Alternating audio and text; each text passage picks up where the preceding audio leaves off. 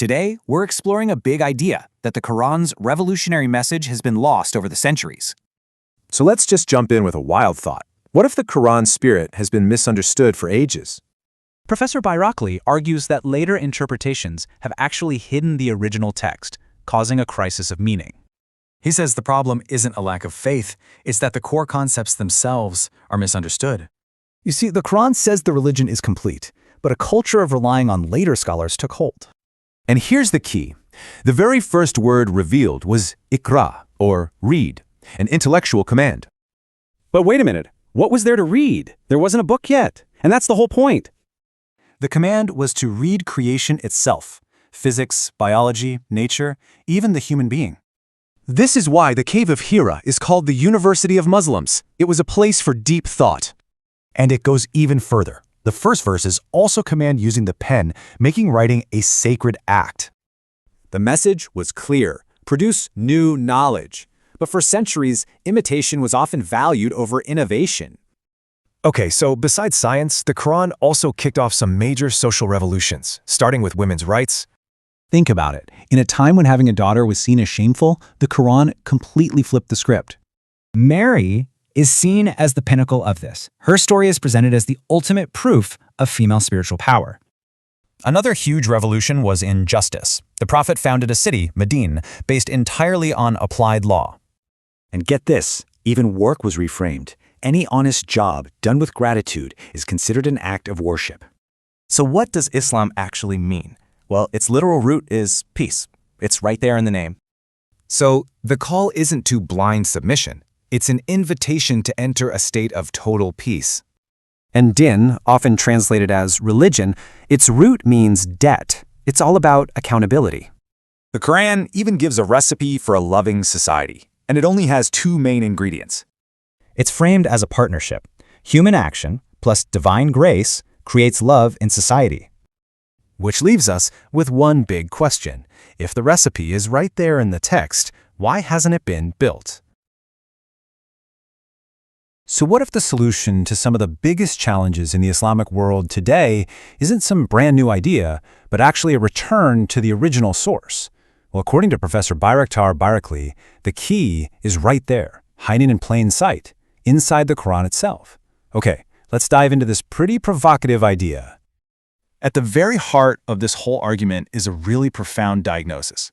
He's saying the core problem isn't really political or economic, it's a fundamental crisis of understanding the faith.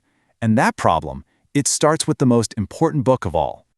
And there it is, the central claim. The professor argues that for centuries, all these layers of interpretation, traditions, and clerical authority have been piled on top of the Quran, basically putting a wall between the believer and the book. So instead of engaging directly with it, people were just told to rely on what the scholars said. And that, he says, effectively silenced God's direct word. Now this slide is fascinating because it shows a direct contradiction. On one hand, the Quran, in one of its final revelations, says very clearly, "I have perfected for you your religion. It's done, complete." But Bairakli points out that this powerful tradition emerged that argued the total opposite, that the religion was somehow deficient, that it needed other human sources to be whole. He calls this a really profound betrayal of the text itself. Okay, so if the problem is a separation from the Quran, then the solution has to start with its very first command. But what that command really means, according to Bairakli, is, well, it's way bigger than just reciting some words. This is the question that unlocks everything. Think about it. When the Prophet Muhammad received that first revelation, Ikra, which means read, there was no book there. He was in an empty cave. So what on earth was he being commanded to read? The answer completely changes how you see the foundations of the faith. And here's the answer, beautifully laid out. The command to read wasn't just about a scripture that didn't even exist yet. It was a command to investigate three huge interconnected books. First, the book of nature, the universe and all its laws. Second, the book of humanity, us, our biology, how we're made. And then third, the book of Revelation, the Quran.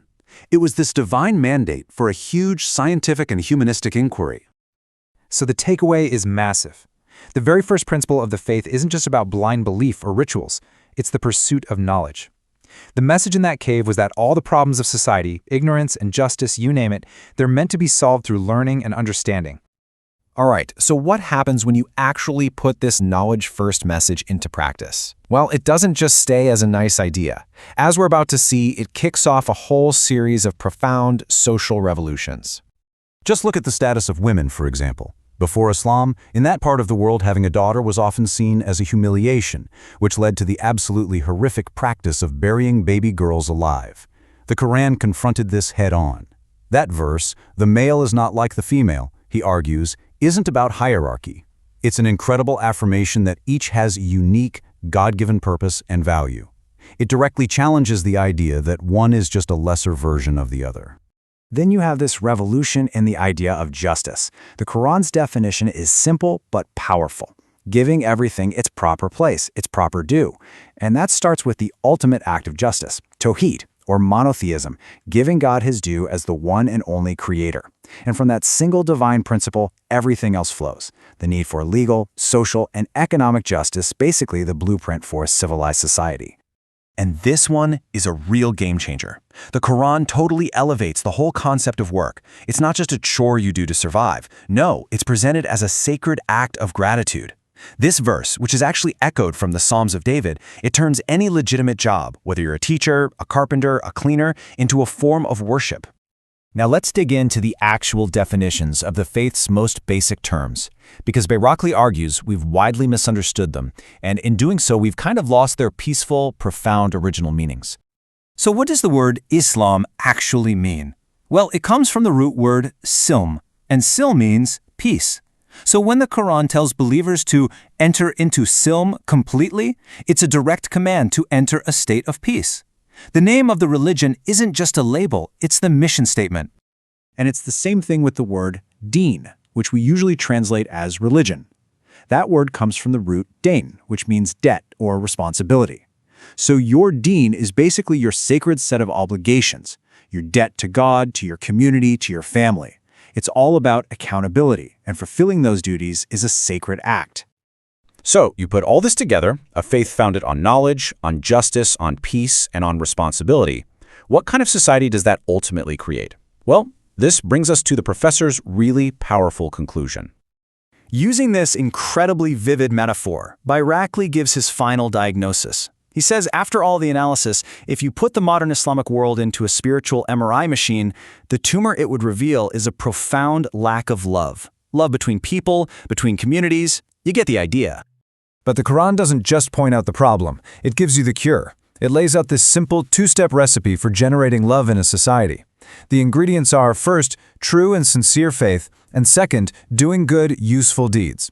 And when people provide those two ingredients, the Quran promises that God himself actually steps in and creates love between them. And that leaves us with the final, unavoidable question. If this divine recipe for a peaceful, just, and loving society is sitting right there in the text, grounded in knowledge and good actions, what ingredient are we missing today? It's a question that really challenges people to look past all the complex stuff and look inward, back to the very source of their faith. Welcome back to the deep dive. We have a massive stack of notes on the table today, and I have to say, the source material we're working with this time is, well, it's intense. Intense is a good word for it. We are looking at a transcript from a lecture that is dense, it's provocative, and frankly, it feels a bit like someone taking a sledgehammer to a very old, very established building. It definitely has that demolition expert vibe to it. We're unpacking a lecture by Professor Bayrakli, and for anyone who might be expecting, a dry, dusty theology sermon, this is absolutely not that. No. Not at all. This is a sociological autopsy. He is dissecting the relationship between faith, science, and the collapse of civilizations. And the man holding the scalpel is just as interesting as the surgery itself. Usually when we cover these kinds of heavy intellectual topics, the source is someone who, well, they've spent their whole life in an ivory tower. Right. But Bayrakli's origin story is almost cinematic. It really is. So what's the story there? He was born in 1947 in Rize, Turkey. And he makes a very deliberate point of telling his audience that he started his life as a shepherd. A literal shepherd, like herding sheep on a mountainside. For real. Literal sheep, literal mountains. He emphasizes that he completed his memorization of the Quran, becoming a hafiz right there in the village while he was working the pastures. Wow. He describes himself as a product of the Republic, meaning the Turkish Republic's education system allowed a boy from the fields to climb all the way, to the top of the academic ladder. That's a powerful trajectory. Yeah. So he goes from the pasture to, where exactly does that lead? It leads to the Istanbul Higher Islamic Institute and then to the Faculty of Letters, where he specialized in sociology. And he didn't stop there. He went on to do academic research in England and in the USA. Okay, so he's got the full academic credentials. He does. He's written a massive 21-volume commentary on the Quran. So you see, he has this kind of dual authority. He has the pasture cred of the traditional village hafiz. But he also has the analytical toolkit of a Western-trained sociologist. Which I imagine makes him a very difficult target for critics. You can't accuse him of being an outsider who doesn't get the religion. Exactly. But you also can't just dismiss him as someone who doesn't understand the modern world. That's it. He stands right on that bridge. And that position, that's what allows him to make the central claim of this lecture, which is a really hard pill to swallow for many. And what's that? He argues that the Islamic world is currently in a state of profound crisis. And he doesn't blame external enemies. He doesn't blame economics. He blames the Muslims themselves. That's the provocative part we mentioned. I can see why that would ruffle some feathers. So what is the specific charge? What's the core of his argument? His thesis is that the Islamic world has abandoned the Quran. Okay, let's pause there for a second. Because if you walk through Istanbul or Cairo or Jakarta, the Quran is everywhere. It's recited on loudspeakers. It's on everyone's phone. People memorize it by the millions. So how can he possibly say it's been abandoned? And that is the core paradox he wants to unravel. Baraklin argues that physically holding the book or mechanically reciting its sounds is not the same as intellectually adhering to it. So it's a difference between the letter of the law and the spirit of the law, so to speak. In a way, yes. He believes the text itself has been displaced. It's been pushed aside in favor of sects, cultural traditions, and just, centuries of historical baggage. His mission in this deep dive is to prove that what people call Islam today is actually a collection of habits that contradict the original source code. So he wants to do a factory reset. Is that the idea? A total factory reset. That's a great way to put it. He wants to redefine Islam, religion, and the Quran, not as rituals, but as concepts rooted in science, justice, and critical thinking. This sounds huge. Where do we even start? Well, let's get into the first major conflict he sets up, this idea of the incomplete religion. This really seems to be the foundation of his critique of the scholars. The incomplete religion. What does he mean by that? He starts by identifying a theological error that he thinks has basically poisoned the well for centuries. There is a prevailing view in traditional scholarship that the Quran provides the basics, the skeleton, if you will, but that it is, in practice, incomplete. Incomplete in what sense? Like it's missing pages or something? No, not physically. Incomplete in the sense of functionality. The argument goes something like this. The book is great for spiritual stuff, for prayer and belief, but to run a legal system, to run a state, to know the details of daily life, the book just isn't enough. Okay, I think I follow. So the tradition says you need other things. You need the Sunnah, the Prophet's practices. You need ikma, the consensus of scholars. And you need qiyas, which is a kind of legal deduction. So it's basically like the Quran is the Constitution, but you need the thousands of pages of Supreme Court rulings and local bylaws to actually make it work in the real world. That's the standard view, a perfect analogy. But Baraklin calls this view a betrayal. A betrayal, that's a strong word. He is incredibly fierce on this point. He argues that when you claim the religion needs to be finished or supplemented by human scholars, you are, in effect, insulting the author. You're implying God didn't finish the job. You're implying God did a rush job. Yeah. Exactly. And to prove this, he goes directly to the source. He quotes Surah Maida, verse 5.3. And for those of us who don't have it memorized, that verse is? It's widely considered to be the final verse revealed to the prophet. It says, "This day I have perfected for you your religion and completed my favor upon you." Perfected. That's a very finite word. It doesn't leave much wiggle room, does it? Not at all. And Baraklin grabs onto that word, perfected. He basically asks the audience, if the creator of the universe says, I have perfected this and I have completed this, who are you, a scholar living 300 years later, to come along and say, well, actually, it's incomplete. Let me add my opinion to it. It's a logical checkmate. I mean, if you add something to a perfect circle, it's not a perfect circle anymore. You've ruined it. Right. And he describes the consequence of this supplementary mindset. He says, we reached a point where, effectively, God is not allowed to speak, only the scholars speak. What does that look like in practice? How does that play out? It means if you have a question today about finance, about family law, about anything, the answer you'll often get isn't, let's see what the Quran says. It's, let's see what some guy from the 9th century said. Exactly. Let's see what Imam Shafi said, or let's see what Imam Hanafi deduced. Baraklin argues that this creates a buffer layer, a kind of firewall. The human interpretation becomes the ultimate authority, and it effectively silences the divine text itself. And when you silence the text, you get stuck in the time period of the interpreter. You get stuck in the 9th century or the 10th century. Precisely. You're trying to run 9th century software on 21st century hardware, and the whole system is crashing. Baraklin's project is to bypass all the middlemen. He wants to reconnect the user directly to the mainframe. Which brings us to the moment that mainframe was first switched on, the revelation.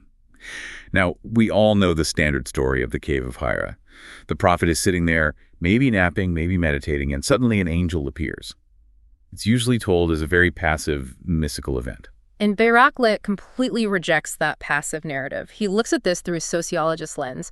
He asks the fundamental question, why was a 40-year-old man sitting alone in a cave on a mountain in the first place? Right. He wasn't there for the view. Something must have driven him there. No, he was there because his society was collapsing. Mecca at that time was, by all accounts, a nightmare. We call it the Jahiliyyah, the age of ignorance. What was so bad about it? Slavery was brutal. The rich crushed the poor. There was no social safety net. And the most horrific practice, the one that apparently haunted the prophet, was female infanticide. Burying baby girls alive. Burying them alive because they were seen as a shame, an economic burden. So the prophet is up on this mountain, in this cave, carrying the weight of all this trauma. Exactly. Baraklin says he wasn't waiting. He was agonizing. He describes the prophet's mind as being in a state of high-velocity action. He was stress-testing solutions to these deep social ills. He calls the Cave of Hira our first university. The cave is a university. I like that. It completely reframes the whole experience from a magic trick to an intellectual breakthrough. And this is where Baraklin gets really interesting, almost sci-fi, with his description of what happened next. I'm intrigued. He says that the prophet's intense thinking, this high-voltage mental struggle to solve humanity's problems, actually generated brain frequencies. Brain frequencies. What does he mean by that? That's the term he uses. He posits that the human mind, when pushed to its absolute limit of empathy and intellectual labor, emits a kind of signal. And he argues that these frequencies rose up from the earth and met the frequency of the angel Gabriel coming down from the heavens. That is wild. It sounds like he's describing a radio handshake.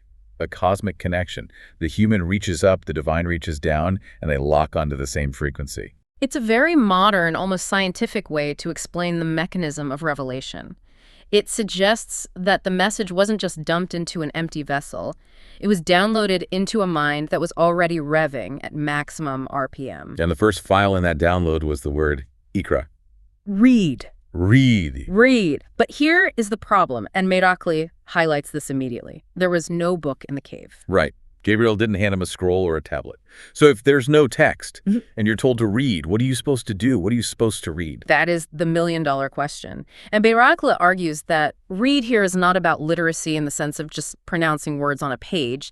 It means decipher, analyze, gather knowledge. It is a command to educate oneself. Okay, so a command for education. But education in what? Exactly. Since the Quran hadn't been written down yet, Beirakli introduces what he calls his 3 books theory. I found this part fascinating. Walk us through the library. He says God provided 3 fundamental books for humanity to read. Book 1 is the Book of the Universe. The Book of the Universe. This is the book of physics, astronomy, geology, chemistry. The laws of nature, he says, are the sentences of this book. The stars, the planets, the cells, they're all words. Okay. So that's book 1. Book 2 is the book of the human being. This is biology, psychology, sociology, embryology. The way we are wired. The way our bodies and societies function. And book 3. Book 3 is the Quran itself. The revealed text. This is a radical expansion of what constitutes sacred text. Yeah.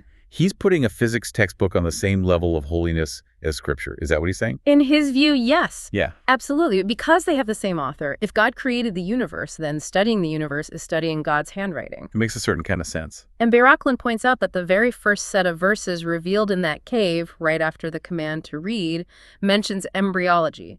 It talks about man being created from a clot or a zygote. That's true. It's right there in the first paragraph of the scripture. So Beiraklan asks a very pointed question. Why would God start his final revelation with a biology lesson if he didn't want you to study biology? That's a compelling point. You usually expect religious texts to start with, worship me, or here are the rules. Starting with read, and here's how an embryo develops, sets a very, very different tone. It does. And this leads to what Beiraklan considers his greatest lament.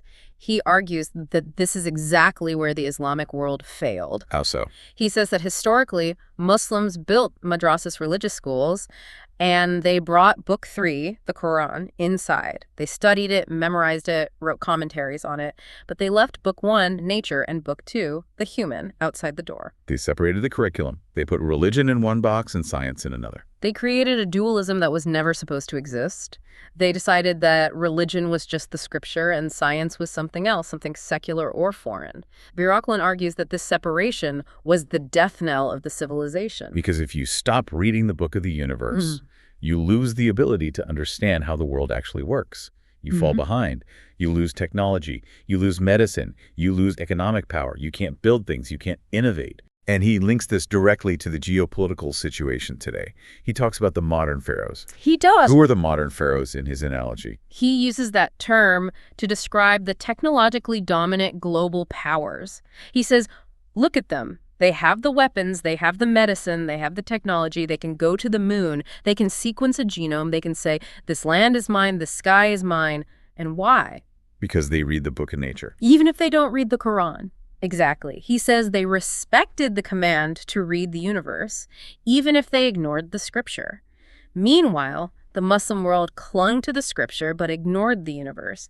And the harsh reality is, the one who reads the universe dominates the one who doesn't. It's a brutal reality check. Yeah. He's essentially saying, you can't pray your way out of technological backwardness. You have to study your way out.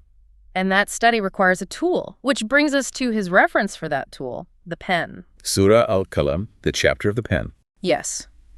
The first verse is by the pen and what they write. Beiraklan emphasizes that when God swears an oath by an object in the Quran, it elevates that object to a sacred status.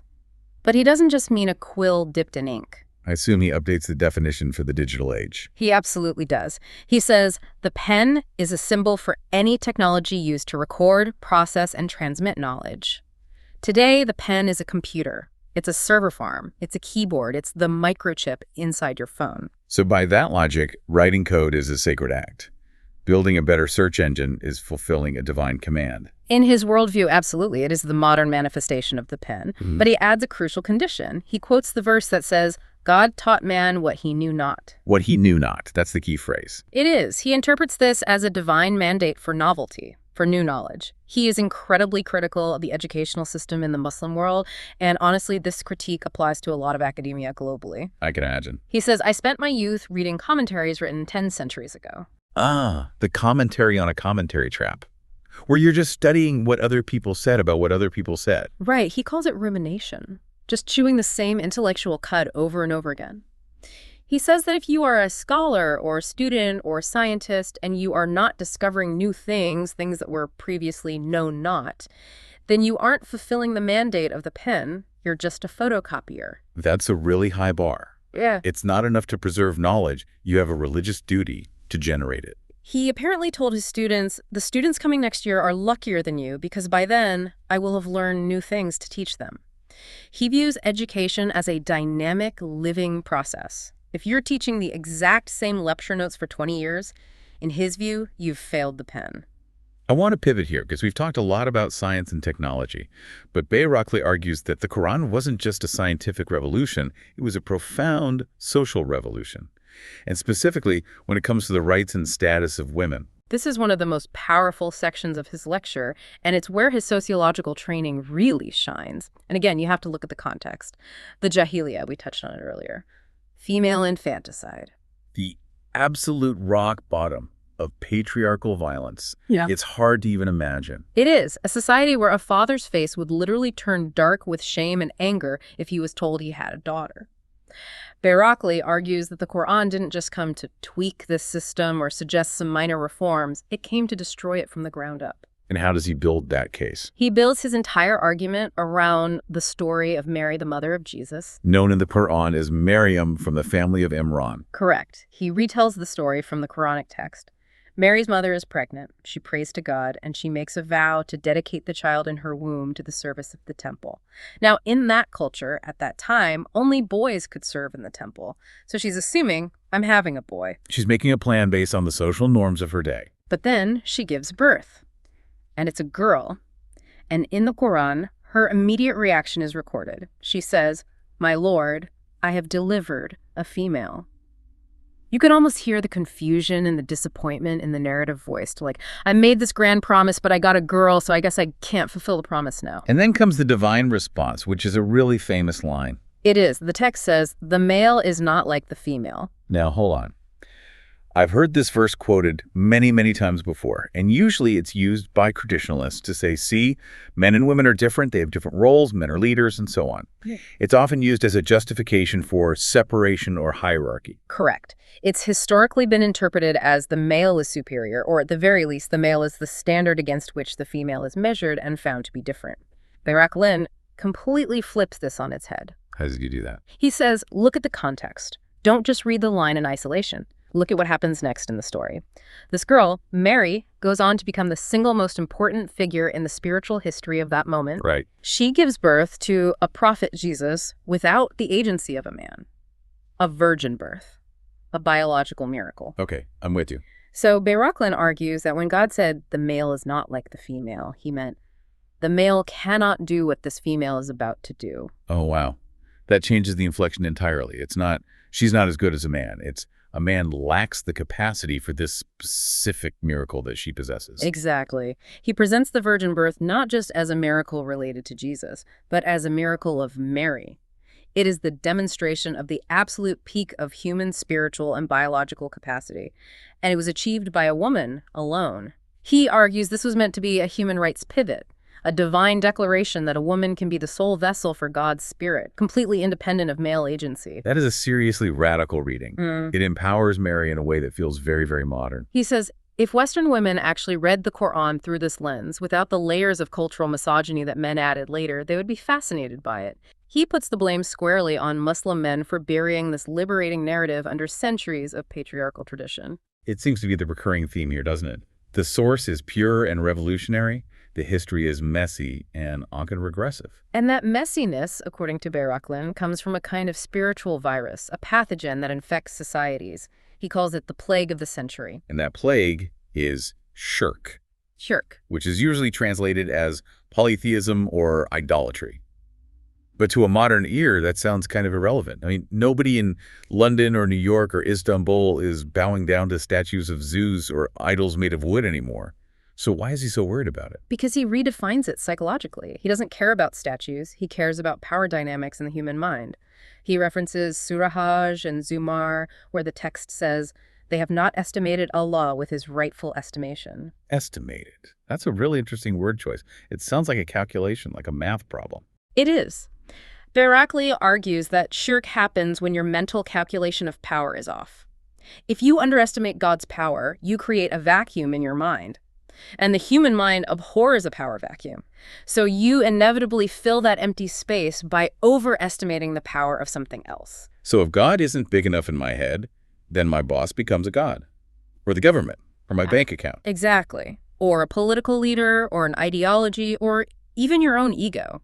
He says shirk is the state of fearing a created thing more than the creator. Or loving a created thing more than the creator. It's fundamentally misplaced reverence. If you are terrified that your boss can ruin your life to the point where you would do something unethical to please them, you are attributing a godlike power to your boss. You are in that moment committing shirk. So it's a zero-sum game of authority. Any authority you give to something other than God is taken away from God. Yes. And he argues that the entire mission of the Quran, specifically encapsulated in the phrase La ilaha illallah, there is no deity but God, is to inoculate the human mind against this virus. How does that work? Because if you truly deeply believe that God is the ultimate and only source of power, you cannot be enslaved by a dictator. You cannot be mentally crushed by poverty. You cannot be manipulated by fear of the future, because those things are not the ultimate reality. It's a liberation theology. Monotheism, in this reading, makes you ungovernable by tyrants because you just don't recognize their ultimate authority. Precisely. He links monotheism directly to freedom. And freedom brings us to his next pillar, justice and the city.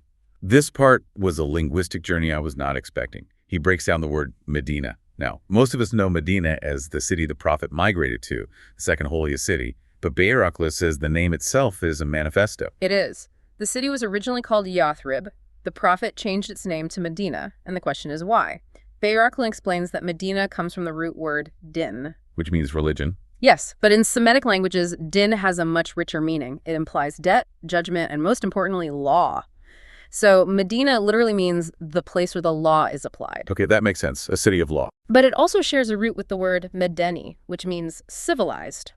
In modern Turkish and Arabic, the word for civilization is medeniyet. So you have this triangle of related words: religion, din, law, Medina, and civilization, Medeni. And Bayraklan synthesizes them into a powerful political theory, he says. You cannot have a civilized society, Medeni, without the rigorous and impartial application of law, din. A city without justice isn't a Medina, it's just a crowd of people. It's just a settlement, a jungle. And he connects this concept of justice back to theology. He says something like, to be just is to give God his due. How does that work? He references the story of King David here. In the Quran, God warns David, "O David, we have made you a successor on earth, so judge between the people in truth and do not follow your own desire." Do not follow your own desire. That's the hardest part of justice, isn't it? Removing your own ego and biases from the equation. It is. And Bayraklan emphasizes that this requires the absolute rejection of bias. He talks about the legal concept of ready dava, which means rejecting the case. He argues the Quran established a system where even the prophet himself was subject to the law. That's a key point. Even the leader isn't above the code. Right. If a judge is biased or has a conflict of interest, the case must be thrown out and given to someone else. It doesn't matter if the person standing before you is Jewish, Christian, Muslim, or an atheist. Justice is blind. The moment you twist the law to help your guy, you have broken the din. And when you break the din, you have destroyed the Medina. You've lost your civilization. So let's recap. We have science as a form of revelation. We have women's rights as a core principle. We have liberty through monotheism. We have justice as the foundation of civilization. But a society needs more than just laws. It needs a vibe, a social fabric, a sense of connection. It does. And here, Bayraklan pulls out his medical bag again. He uses a metaphor that I just absolutely love, the MRI of society. Yes. He says, I am putting the Islamic world into an MRI machine. I could just visualize him saying this on stage, with his grand gesture. It's a brilliant rhetorical device, he asks. How do we know if a society is spiritually healthy? He doesn't look at GDP. He doesn't look at military strength. He doesn't look at the number of mosques. He looks at one specific verse, Pseudo-Mariam, verse 96. And what does that verse say? It says, "Indeed, those who believe and do good deeds, the most merciful will appoint for them love." Love. The Arabic word is wuda, right? Which means affection. A deep sense of connection. Yes, and Bayraklan sets this up like a scientific formula. Faith plus good deeds. Love. He says God makes a promise here. If you put the correct ingredients in, he will create the love. It's like a chemical reaction, a law of the spiritual universe. So he puts the contemporary Islamic world into this MRI, and he looks for the love. And he finds none. He looks at the sectarian violence, Sunni versus Shia. He looks at the hatred between nations, the internal strife, the way neighbors treat each other, the political backstabbing. And he says, the patient has no love. That is a devastating diagnosis. It is, because he then takes it to its logical conclusion. He argues that because the output love is missing, it is scientific scriptural proof that the input faith and good deeds is either missing or fake. Wow. He says, you claim to believe, you claim to do good deeds, but you hate each other. Therefore, your claim is false. The MRI doesn't lie. He's using their own scripture to call their bluff. No. He's saying if you were really doing the work, the result would be visible to the naked eye. The love would be there. And he identifies the primary cause of this hatred, this lack of love, as sectarianism. He goes really hard on this. He references Surah Jinn. The chapter about the jinn, the spirits or genies, it seems like an odd place to go. You'd think so, but it's a clever move. In that chapter, the jinn are speaking, and they admit, and among us, we were divided into sects and different paths. Baraklin grabs this and says, look, the Quran itself says that dividing into sects is jinn behavior. Wow. So being a Sunni or a Shia or a Wahhabi isn't a badge of honor in his view. It's a sign you're acting like a chaotic spirit rather than a unified human. He calls it jinn work. He says humans were commanded to hold on to the single rope of God and be united. When you split into factions based on which scholar you follow or which historical event you prioritize, you are degrading yourself to a lower spiritual order. He views sectarianism as the ultimate distraction from the real work. And speaking of work, he has a very high opinion of labor itself. A very high opinion. Work is worship. This is a core theme. He cites the Psalms of David, which are referenced and honored in the Quran. The command to David's family was, work to show gratitude.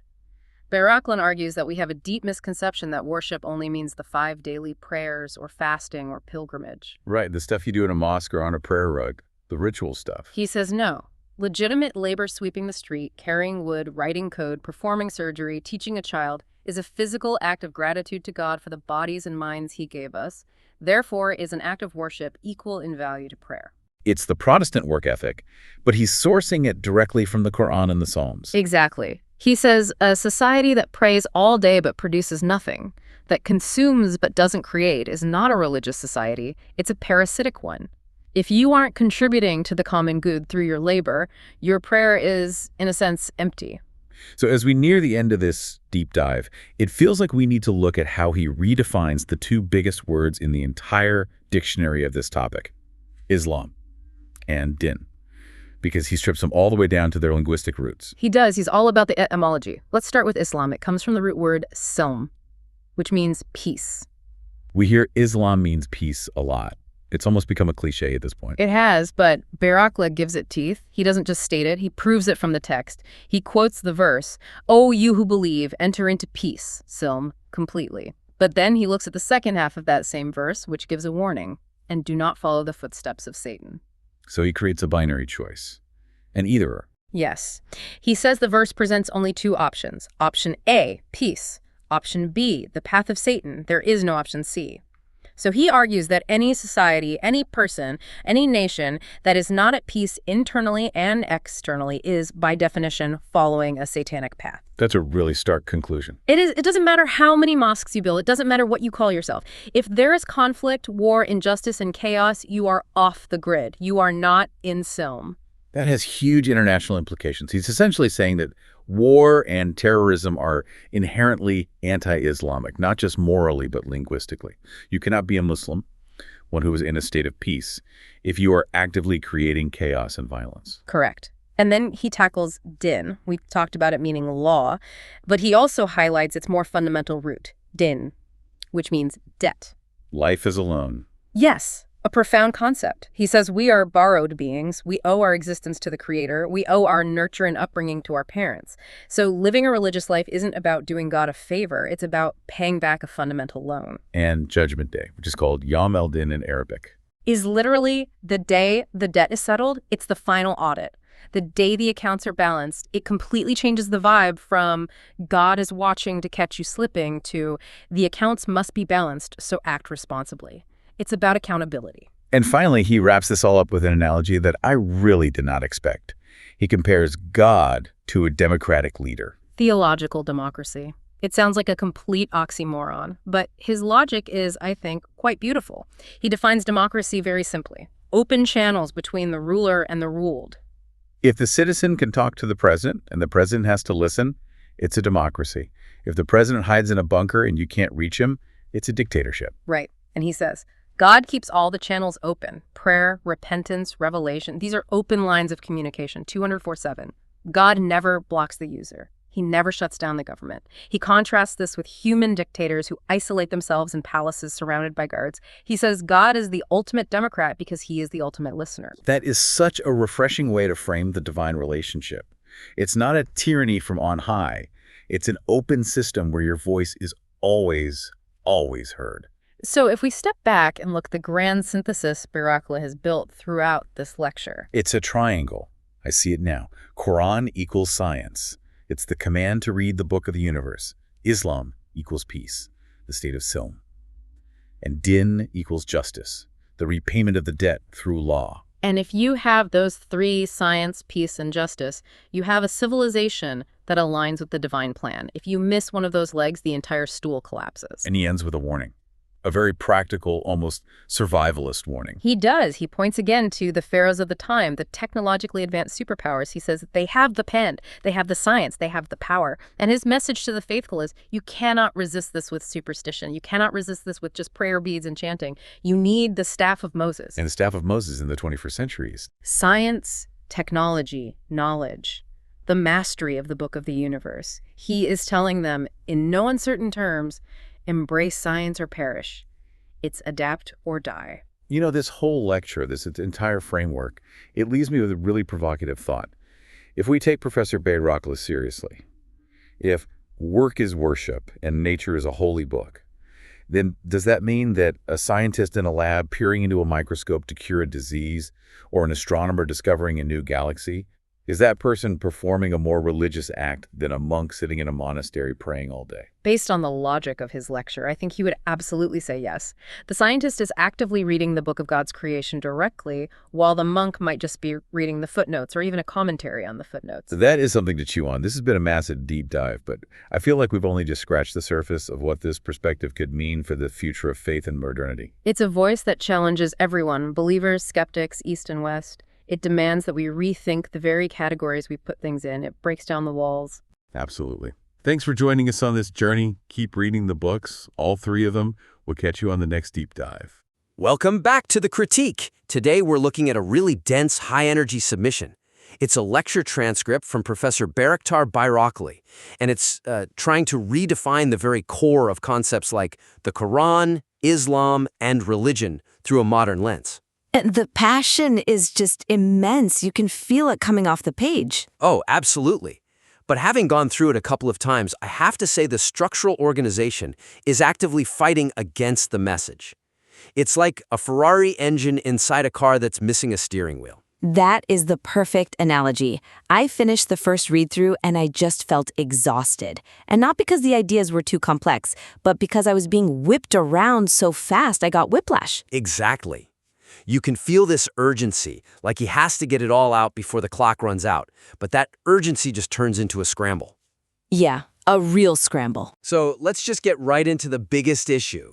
The material suffers from some serious conceptual overcrowding. I mean, we are dealing with these massive theological reinterpretations, but they're presented without a single unifying narrative arc. It's just stuff happening. It really felt like a stream of consciousness. I mean, look at the first 5 minutes. We start with this incredible cinematic scene of the prophet in the cave of Hira. It's totally gripping. Right. But then, 30 seconds later, we are deep in a biology lecture about embryology.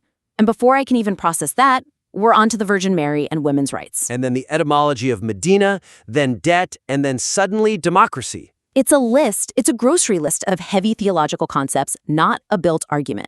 And the problem with that is the listener has zero time to digest any of it. None at all. My brain is still in the cave, picturing the isolation, and he's already onto cell division. It feels like he's just checking boxes instead of, taking us on a journey. And the really frustrating part is that the solution to this whole mess is actually sitting right there in the text. He mentions it, but he barely uses it. Early on, he brings up this metaphor of the 3 books. Oh, right. The book of the universe, the book of the human, and the book of the Quran. Yes, and he just throws that out there as a concept and then, boom, moves on. He treats it like a piece of trivia. When it should be the whole framework. It should be the skeleton of the entire speech. I see what you mean. So instead of just listing these things linearly, you use those 3 as like section headers to bucket all these scattered ideas. Precisely. If I were editing this, I would physically cut the paper apart and rearrange it. You take that whole bit on embryology and science, which right now feels totally random, and you place it strictly under the book of the universe. Okay, yeah. And now it's not a random biology fact. It's an example of how we read the universe. That immediately fixes the whiplash. And then I suppose you take the section on Mary, which is just kind of floating in the middle, and you put that under the book of the human? You frame her story as the ultimate reading of the human experience. And the arguments about Tawheed and the definitions of Islam, they all go under the book of the Quran. And suddenly, you don't have a list of 10 random topics. You have 3 clear chapters. It also helps the audience switch gears. If I know we are in the Book of the Universe chapter, I'm mentally prepared for metaphors about pens and computers and biology. I'm not startled by them. Right. And speaking of pens and computers, that was another strange detour, wasn't it? He spends a good chunk of time arguing that a computer counts as a pen in the Quranic sense. Yeah. He says the pen is anything that writes, so computers are pens. It felt a little defensive to me. Like he was saying, oh, hey, I shouldn't forget to mention that technology is okay. It felt like an apology. I shouldn't forget to mention is a phrase that should never be in a final script. It just screams, I didn't plan this. Exactly. But if you use the 3-book structure, you don't need to apologize. You just say, the tool for reading the book of the universe is the pen, which today is the computer. Boom, it's integrated. It's not a side note anymore. That is a huge improvement. It turns a wandering tangent into a supporting beam for the main argument. But let's look at the arguments themselves, because structure isn't the only thing that's a bit shaky here. Okay. Even if you organize the chapters perfectly, the way he defines his terms inside those chapters, especially using etymology, it's a little weak. It's what I'd call the magic word problem. I mean, a key theme here is this reliance on linguistic roots to redefine reality. He asserts these massive theological shifts based entirely on dictionary definitions of Arabic words. I noticed that. He loves the root words. He says Medina comes from din, which means law. Therefore, Medina means the place of law. Or that din comes from dain, which means debt. And, for a linguistics nerd, that's fun. But for a skeptical listener or someone who just wants to understand the why, it feels like a trick. You can't just say the word means X, therefore reality is Y. You have to bridge that gap. Take the Medina example. This is a crucial part of his argument about civilization. He says the prophet changed the city's name from Yesrib to Medina to signal a shift to law. But he stops there. Right. He just assumes the audience accepts that because the words share a root, the concept is proven. He's telling, not showing. So the suggestion here is, stop acting like a dictionary and start acting like a historian. Don't just declare the etymology. You have to demonstrate the historical shift. Okay, so walk me through that. How do you demonstrate it? Well, you have to paint the picture of what Yesrib was before. I mean, Yesrib wasn't just a city with a different name. It was a tribal disaster zone. It was defined by blood feuds. There was no central authority. It was the rule of blood. Exactly, the rule of blood. If someone from one tribe killed your cousin, you killed their cousin. That was the law.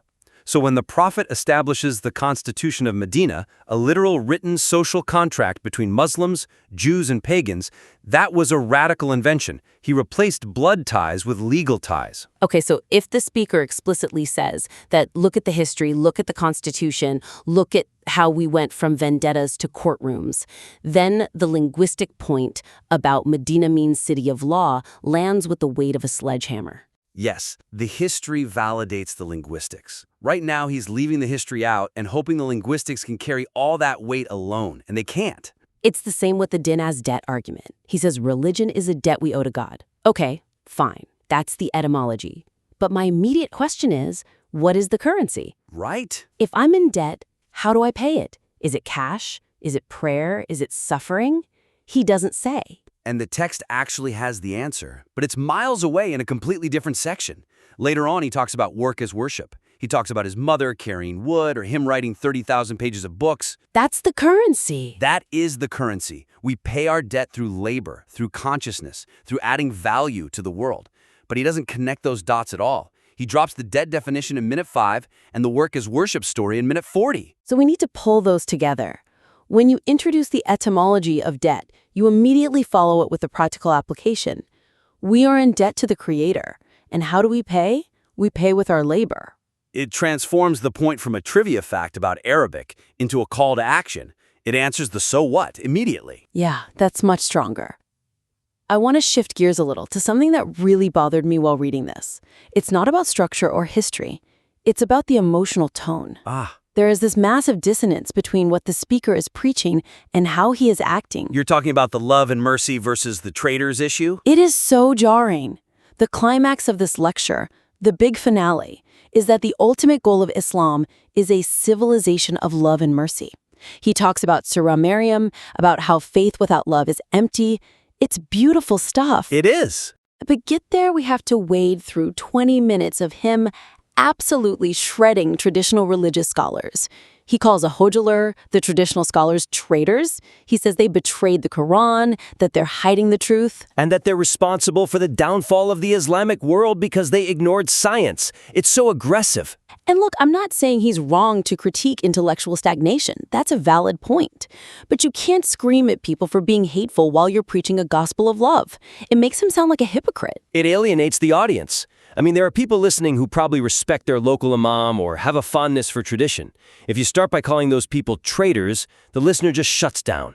They never make it to this civilization of love part. So how does he fix that? He obviously feels very strongly about it. You can't just ask him to delete his opinion. No, but you can ask him to reframe it. Instead of framing the scholar's history as an act of malice or betrayal, frame it as a loss of focus. A loss of focus? Sure, you could say something like, over the centuries, our curriculum narrowed. We focused so much on the text that we forgot to read the book of the universe. We didn't betray the mission, we just forgot the full scope of it. That is so much more inviting. It's less, they are villains, and more, we made a mistake that we can now fix together. Exactly. And he can use this same reframing when he talks about sectarian divides. He lists Sunni, Shia, Wahhabi, and calls this division jinn work. He's just creating enemies. Which again completely contradicts the unity message. He should use his own love and mercy lens to diagnose that fracture. Why did we split into Sunni and Shia? Maybe it's precisely because we lost that love ingredient he mentions in Surah Maryam. That's brilliant. So the critique itself becomes an example of the mercy he's talking about. It becomes, we fractured because we stopped loving each other, rather than we fractured because those other guys are evil. It makes the speech feel cohesive emotionally, not just intellectually. Because right now, the anger at the scholars feels like a remnant of a different, angrier speech. It really distracts from the beauty of the final argument. And let's talk about the ending. Because if the start was a scramble, the ending was a full-on panic attack. Oh, the democracy segment, yeah. You can literally read the panic in the text. He asks someone off stage, how many minutes? 70 minutes. He realizes he's running long. And then in the final 60 seconds, he introduces this massive complex idea that God established democracy through open channels. It's a profound idea. The concept that democracy isn't just voting, but an open channel between the ruler and the ruled. Just like prayer is an open channel between the creator and the created. I mean, that is a fresh, interesting take. It's a great take, but dropping it while the credits are rolling just ruins it. It feels like an afterthought. It feels like he forgot to mention it and tried to squeeze it in the doorframe on his way out. It completely undermines the significance of the point. If it's that important, it needs breathing room. So what do? Do we cut it? You know, if he's really out of time, yes, cut it. The speech ends beautifully on the civilization of love point. That's a high emotional peak. Ending there is powerful. And tacking on a hurried political theory right after that peak just deflates the room. Exactly. But let's say he refuses to cut it. He really wants that democracy point in there. What then? Then he has to weave it in earlier. He has to thread that open channels concept throughout the speech, so the conclusion is just a summary, not a brand new introduction. We could go back to the 3 books idea again. When he's talking about the cave of Hira in the very beginning, that's the ultimate open channel, isn't it? The prophet is there, receiving a signal. Yes. Introduce the vocabulary of open channels right there at the start. Frame the revelation as the opening of a channel. Then, when you get to the end, you don't need to define open channels and defend the logic. You just say, and just as prayer is an open channel to God, democracy is the open channel to the ruler. That clicks. It feels inevitable rather than accidental. Or you could tie it back to the shura, the consultation he mentions earlier. He talks about the prophet asking for no reward but love. You could frame democracy as the political expression of that love. That ties it all together. But I still think, given the civilization of love climax, the democracy point is risky. It's cerebral. The love point is emotional. You usually want to end on emotion. I agree. If I were the editor, I'd tell him to cut the democracy section entirely for this specific lecture. Save it for a different day, for a lecture on politics. Here, it's just clutter. Okay, so, stepping back. What we have here is a piece of work with just immense potential. The raw materials are all there. The passion, the knowledge, the unique reinterpretations. It's a gold mine. But it's a gold mine that's been hit by an earthquake. The gold is scattered everywhere. It just needs a container. And I really think that 3 books container is the key to the whole thing. Once you have that structure, you can drop the biology in one bucket, the sociology in another, and the theology in the third. The chaos just disappears. And this audience he's speaking to, they are hungry for this synthesis. They want to reconcile their faith with science and modern values. They want to hear that reason and revelation aren't enemies. So the stakes are high. If he gets the structure right, this isn't just a lecture. It's a manual for a modern Islamic worldview. But if he keeps it as a stream of consciousness list, it's just going to be an entertaining rant that people forget an hour later. Right, so let's recap the main actionable takeaways for the listener to fix this. All right, number 1, the 3 books framework. This is non-negotiable. Use the universe, the human, and the Quran as explicit section headers. Hang every other point, embryology, women's rights, law, under one of those 3 banners to stop the whiplash. Number 2, strengthen the etymology. Don't just tell us Medina means law. Prove it with history. Contrast the blood feuds of Yesrib with the Constitution of Medina. Make the history do the heavy lifting, not the dictionary. Number 3, align the tone. You cannot preach a civilization of mercy while screaming treason at scholars. Reframe the critique as a loss of focus rather than a betrayal. It saves the speaker from looking like a hypocrite and keeps the audience on board. And finally, fix the ending. That democracy point is just too big to drop in the final 60 seconds. Either weave the open channels concept into the very beginning at the Cave of Hira, or cut it entirely and let the speech end on that powerful civilization of love peak. The expertise in this text is just undeniable. It's a fire hose of information. But a fire hose is hard to drink from. We just want to help him turn it into a fountain. We'd love to see where you take this. Reorganize those sections, smooth out the transitions, and please, for the sake of the audience, give that ending the breathing room it deserves. Submit the restructuring for another look. Thanks for listening to The Critique. Welcome to the debate. Today, we are looking at a figure who embodies one of the most dramatic arcs in modern Islamic thought. A man whose life story, it almost reads like a fable, but his work is a rigorous academic dismantling of tradition. We're examining the theology of Professor Bayrakli. And what a story it is. Here's a man who started life as a shepherd in the high mountains of Rize, Turkey, and somehow ends up a professor of sociology and theology, writing a massive 21-volume exegesis of the Quran. It's the classic rags to riches narrative, but for the intellect, right? The shepherd puts down the staff to pick up the pen. Exactly. But his biography isn't just trivia. It's the absolute foundation of his theological framework. Bayrakli's central thesis, really, it challenges the entire operating system of the modern Islamic world.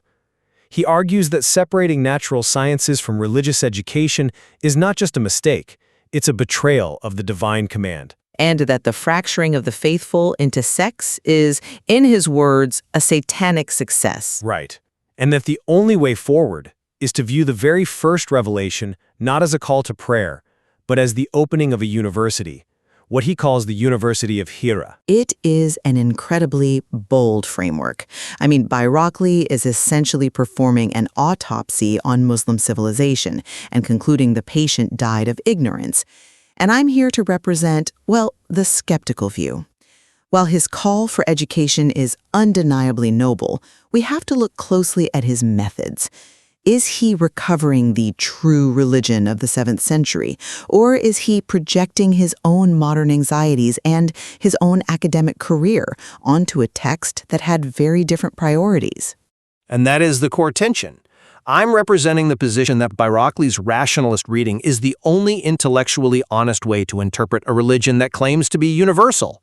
If the Quran is for all time, it has to speak to the age of the microchip and the genome just as clearly as it spoke to the age of the camel. And I'll take the position that while ignoring tradition is bad, ignoring 1,400 years of it in favor of a do-it-yourself theology is, it's dangerous. He dismisses the sunnah, the practices of the prophet, and the established schools of law as pollution. That's a radical move. So let's get into his diagnosis. Okay, so let's start right there with the diagnosis. Bayrakli is a sociologist as well as a theologian, so he loves these medical metaphors. He offers what he calls an MRI of the Islamic world. And, well, the image on the scan is bleak. He argues the faithful have fundamentally misunderstood the very first command of their religion. He's talking about Iqra, the command to read. Precisely.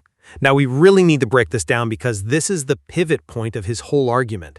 For centuries, the traditional understanding, the one taught in almost every madrasa or religious school from Cairo to Jakarta, is that Iqra meant recite. Bayrakli says this is a catastrophic reduction. He asks a simple, logical question. When the Prophet Muhammad was in the cave of Hira, receiving this first revelation, what was there to read? There was no book, no scroll. The written text didn't exist yet. It's a fair historical point. It was an oral transmission at that moment. So, Bayrakli argues if there's no physical book, the command read must refer to a different object entirely. It refers to the book of the universe. And he explicitly links the command read to the verse that follows immediately after it. Created man from alaq. Now, alaq, that refers to a clinging clot, a zygote, the biological origin of life. Right, so he brings in embryology immediately. Because the text puts it there. Bayrakli's argument is that the first lesson in the University of Hira, his specific term for the cave, was not a lesson in prayer or ritual, it was a seminar on biology. He says, the cave is our university. The curriculum God established starts with natural law. He argues that by excluding physics, chemistry, biology from religious education, the scholars committed, treason against the intellect. They refused to read the book of creation. I see the appeal of that argument. I really do, especially in a world where the Muslim world lags in scientific output. It gives a theological mandate to study science. But let's pause and look at the hermeneutics, the method of interpretation he's using here. This is what scholars often call scientific concordism. Meaning? Meaning, he's trying to force ancient scripture to speak the specific language of modern science, to, validate it. When he says the prophet was receiving a seminar on embryology, he's taking a spiritual statement about the humble origins of man, that we're made from a mere clot of blood, so we shouldn't be arrogant, and he turns it into a medical textbook. Is that really the intended reading? Or is Bayrakli superimposing his own... I think you're underestimating how literal he's being. His own 21st century value system onto the prophet. The prophet was a merchant and a spiritual leader, not a biology professor. But look at his analysis of the pen. The surah mentions al-kalam, the pen. Bayrakli says the pen is a symbol for all recording technology. He says from the quill, the typewriter, to the computer, everything that records knowledge is the pen. That is a very broad definition. But it's consistent. If God swears by the pen, then the pen is sacred. Therefore, the technology the pen produces is sacred. This is his key insight. Scientific innovation isn't some secular pursuit separate from religion. It is a primary religious duty. He says the prophet's role, as defined in the Quran, is to teach what they did not know. What they did not know. Yes. And Bayrakli interprets this as a mandate for the production of new knowledge. He completely rejects the concept of taqlid, which, for our listeners, taqlid is that blind imitation of previous scholars. Right, just doing things because that's how they were done in the 10th century. Exactly.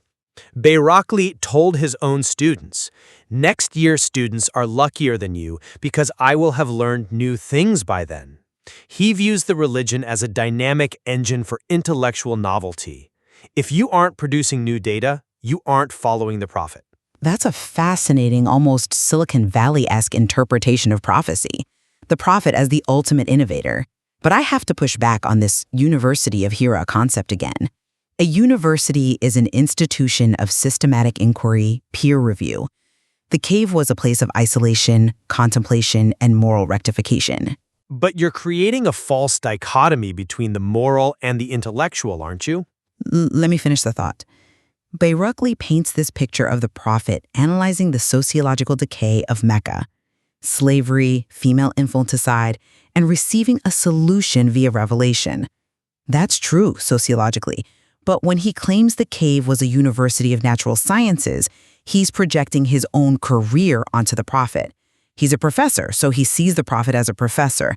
It obscures the primary message, which was monotheism, the oneness of God, not biology.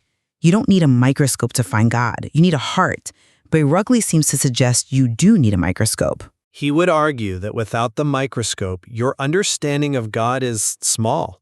He explicitly mentions writing to the Higher Education Council suggesting biology must be taught in theology faculties. How can you understand the Creator if you don't understand the clot from which you were made? And this leads to his broader, perhaps most controversial point, the completeness of the religion. He relies heavily on Ma'idah 5:3. Today I have perfected your religion. A verse every theologian knows well. It usually marks the end of Revelation. But Bayrakli weaponizes it. He says if God perfected the religion, then it's complete, it's finished. Yet the ulama, the class of religious scholars, came along and said, no, it's incomplete. We need the sunnah to explain it. We need ijma, consensus, to fix it. We need qiyas, analogy, to expand it.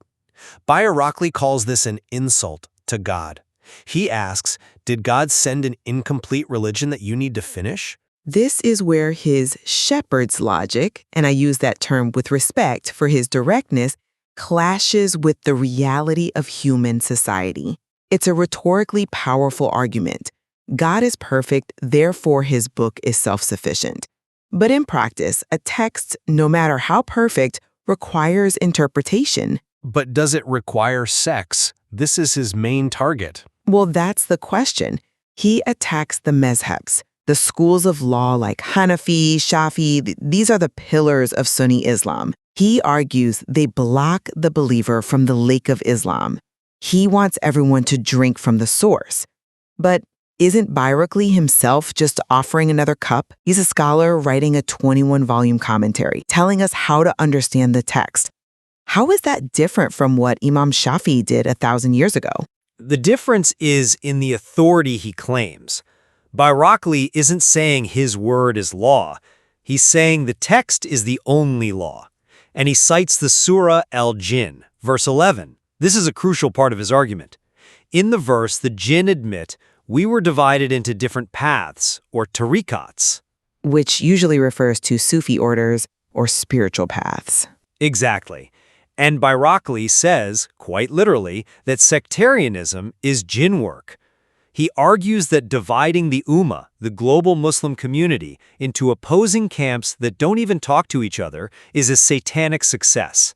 He sees the microcosm of his own family, who wouldn't speak for 45 years over petty disagreements, as the macro problem of the Islamic world. It is a compelling plea for unity, I admit. The image of the lake, that by all prophets, is beautiful. But consider the practicality. He calls these schools of thought tumors. Yet these schools were attempts by brilliant legal minds to organize justice. If you remove them, you don't get immediate unity, you get chaos. You get millions of sects of one. Bayrakli would say chaos is better than organized error. But is it? He talks about the etymology of Islam coming from silm, meaning peace. Does declaring the entire intellectual history of your civilization to be jinn work actually foster peace? It feels like he's burning down the library to save the book. He'd say the library is already burning, and the scholars are just arguing over the furniture arrangements. He points to the current state of the Islamic world, weak, divided, manipulated by what he calls modern pharaohs, as proof that the traditional method has failed. His MRI result is, we don't love each other. We don't love each other? Yes. He quotes the verse, those who believe and do good works, the All-Merciful will appoint for them love. And he argues that because we lack genuine faith and good works, which he defines as useful production, Science, not just ritual. God has not created love between us. That brings us to his specific social critiques, particularly on women. This was one of the most interesting parts of his framework. He frames the Quran as a revolution for women's rights. Absolutely. He recounts the story of the wife of Imran and the birth of Mary, the mother of Jesus. He notes the mother's lament in the Quran. I have given birth to a female. She wanted a son. And God's response was, the male is not like the female.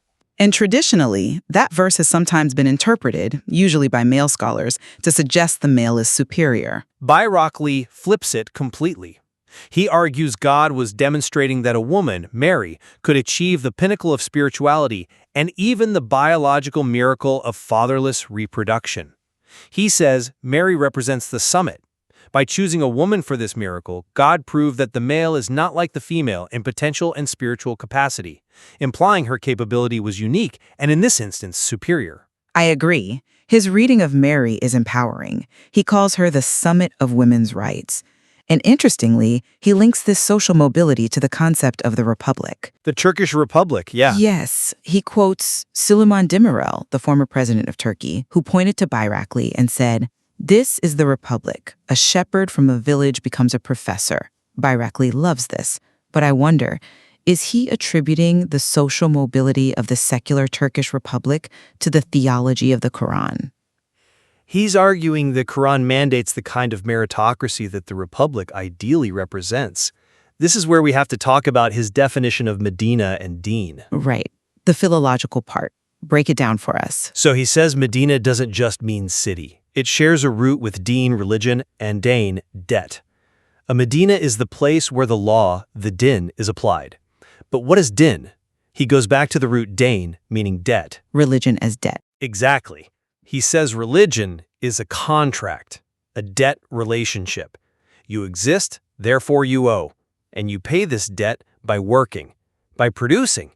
He says the simple act of a woman carrying wood in the village like his mother did is an act of worship, equal to prayer. I find the debt etymology very strong. It frames existence as a reciprocal relationship. You owe something to the system that created you. But then he takes this leap that, well, I struggle with it. He claims that democracy is a divine concept. He does. He says God is the first democrat. Which is a massive theological stretch. He defines democracy as keeping the channels open between the ruler and the ruled. He says because God keeps the channels of prayer and repentance open, God is democratic. But, democracy is ruled by the people. God is the absolute sovereign. It feels like he's trying to reconcile his two identities, the Republican professor and the Islamic theologian. I think you're getting hung up on the political definition, though. He's not writing a political science paper. When he says God established democracy, he means God destroyed the priestly class. He's attacking the intermediaries. Just as he attacks the scholars who block the view of the Quran, he attacks the spiritual hierarchy that blocks the view of God.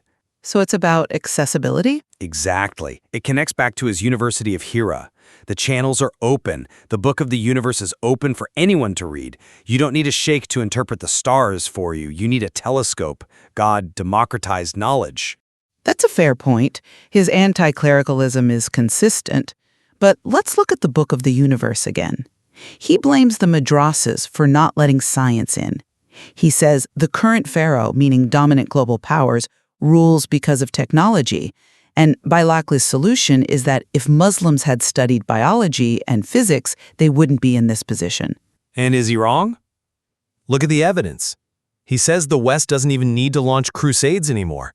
They just let the Muslims kill each other because we are divided into sects and lack technological sovereignty. He says we are doing their work for them. It's a harsh assessment. But a necessary one, he would argue. His point is that scientific ignorance is a national security threat. It's a theological failure that leads to political slavery. That's why he insists Iqra is about science. If Iqra is just reciting prayers, you get a pious population that's easily conquered. If Iqra is physics, you get a civilization that can defend its values. It is a utilitarian argument for theology. Study the Quran so you can build better defenses. There's a logic to it. But I worry about what's lost. If the Quran becomes a science textbook, what happens when science changes? What do you mean? Well, if we tie the verse about alaq, baklat, to 21st century embryology, what happens if our understanding of embryology shifts in 200 years?